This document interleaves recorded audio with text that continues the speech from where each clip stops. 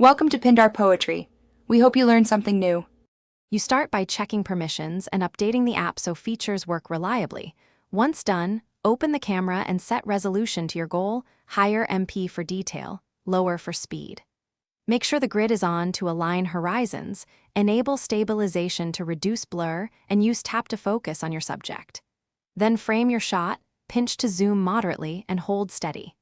This gets you a clean, well-composed first image and prevents common blurry or misexposed captures. Now move into manual or pro mode so you control ISO, shutter speed, and focus. Lower ISO for clean detail, slower shutter for motion blur, faster shutter to freeze action. Once adjusted, set exposure compensation to correct highlights or shadows. Small tweaks make a big difference. Use white balance presets or Kelvin values to match light. Enable RAW to preserve data for editing or HDR for high dynamic scenes. Make sure to test settings. Take bracketed shots when finish by reviewing and lightly editing.